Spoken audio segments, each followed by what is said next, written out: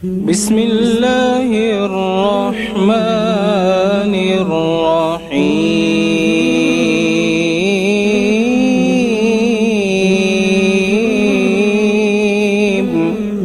اعوذ باللہ من الشیطان الرجیم. بسم اللہ الرحمن الرحیم.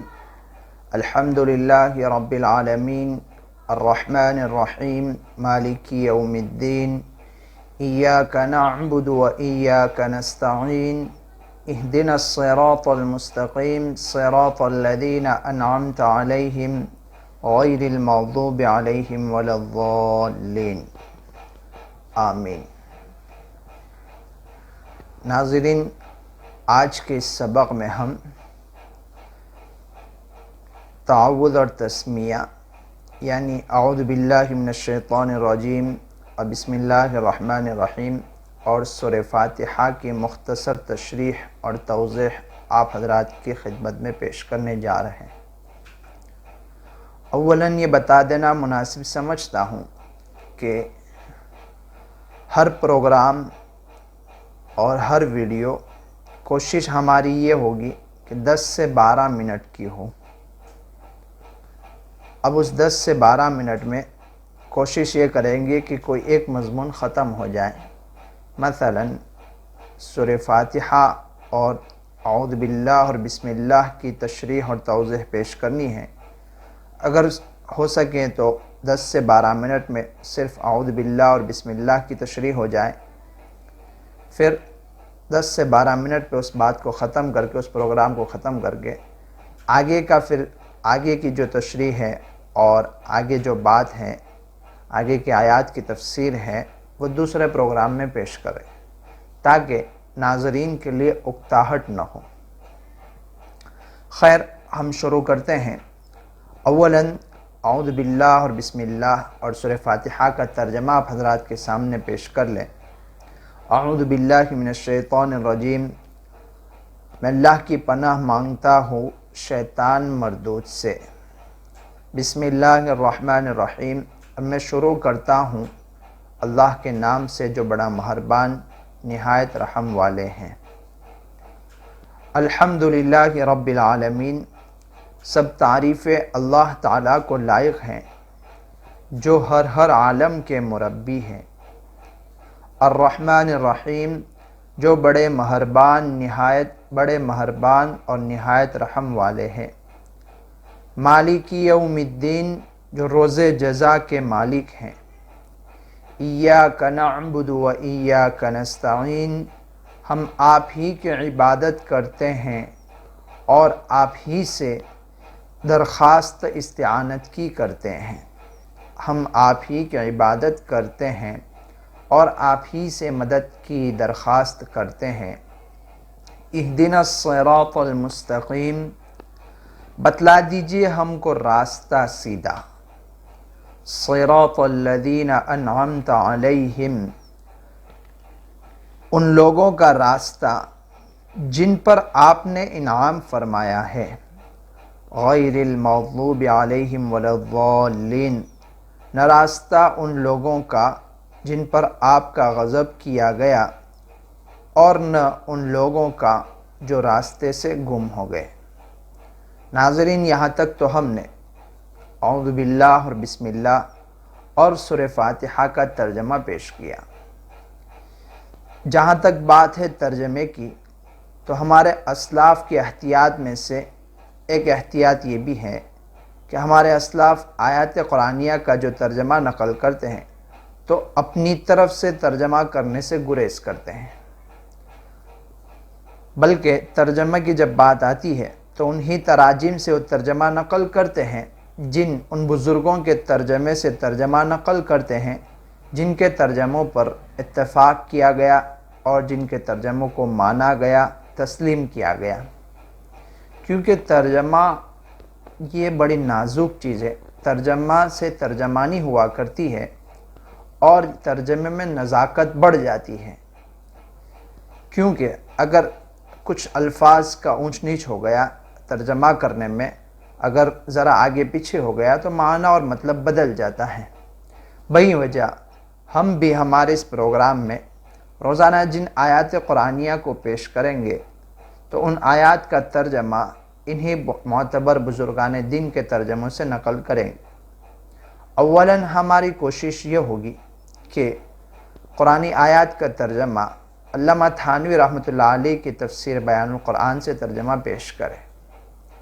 اگر کسی جگہ کسی آیت کریمہ کا ترجمہ اس ترجمے سے سمجھ میں نہ آ سکے تو پھر آسانی کے لیے دیگر بزرگان دین کے ترجمے، علامہ مفتی تقی عثمانی صاحب کا ترجمہ، علامہ حضرت مولانا خالد سیف اللہ صاحب کا، اسی طرح حضرت مولانا بلال عبدالحی صاحب کا، ان حضرات کے ترجمے میں سے کسی کے ترجمے کو ساتھ میں پیش کریں گے انشاءاللہ تعالی۔ ناظرین، اب ہم شروع کرتے ہیں۔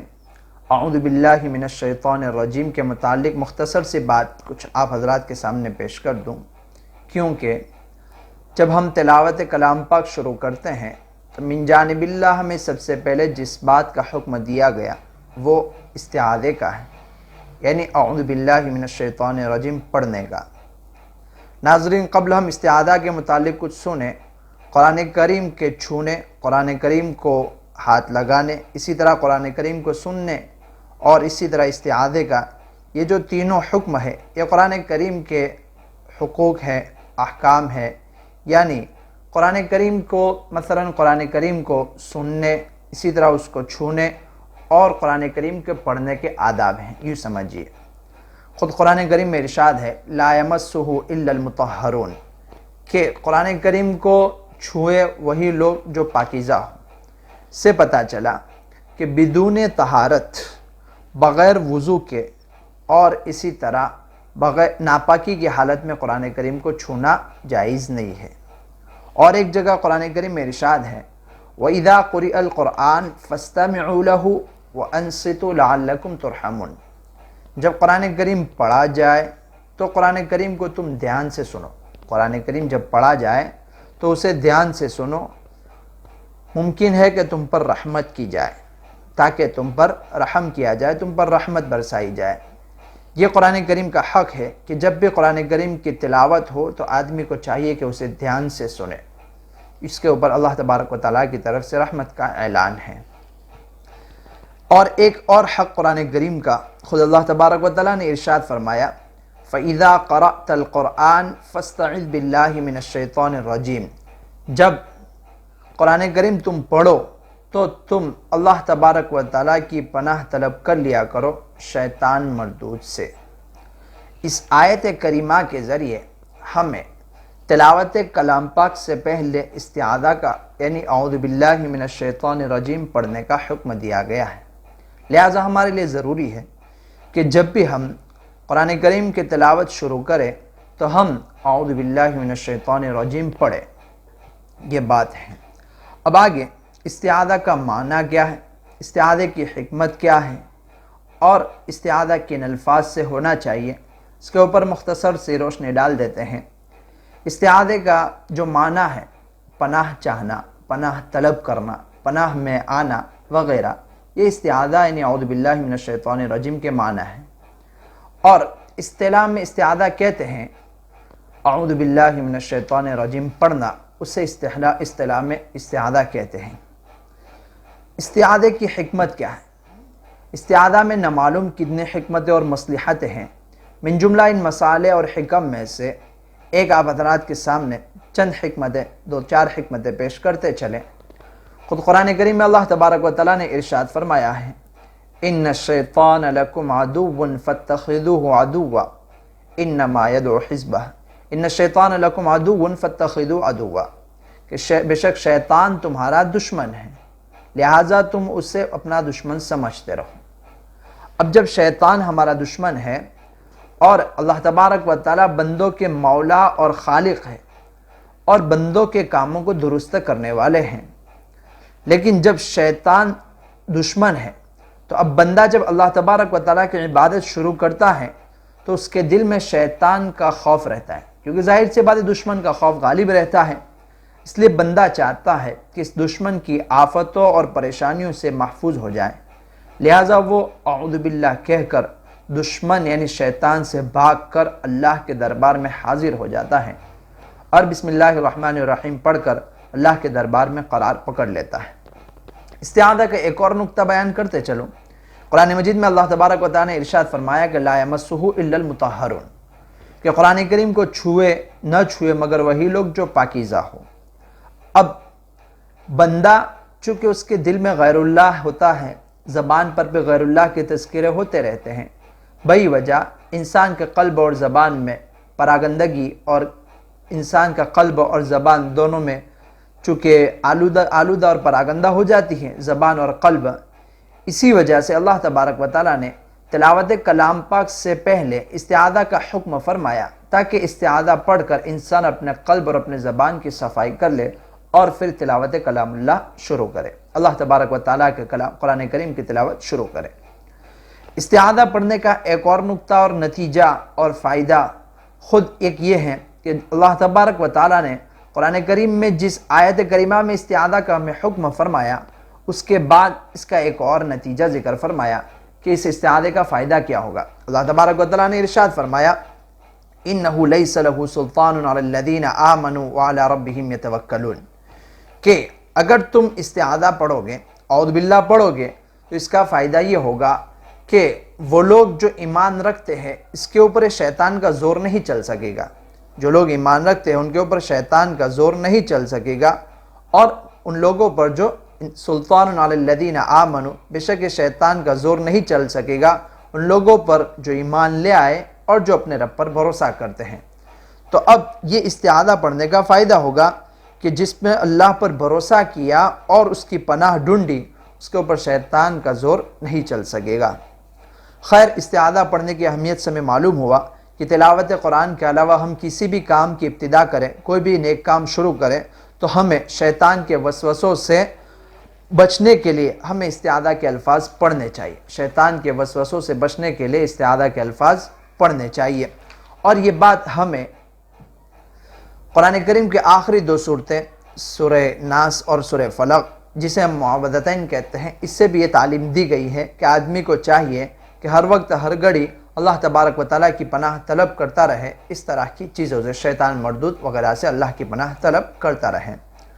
اب ہم آگے استعاذہ کے الفاظ کے بارے میں مختصر سی وضاحت پیش کرتا چلوں کہ استعاذہ کے الفاظ، ناظرین، قرآن کریم میں اللہ تبارک احادیث مبارکہ میں استعاذہ کے بہت سارے الفاظ وارد ہوئے ہیں، من جملہ ان میں سے سب سے بہتر اور پسندیدہ جو قول ہے یہی کہ اعوذ باللہ من الشیطان الرجیم پڑھ کر اللہ تبارک و تعالیٰ کی پناہ طلب کر لیں۔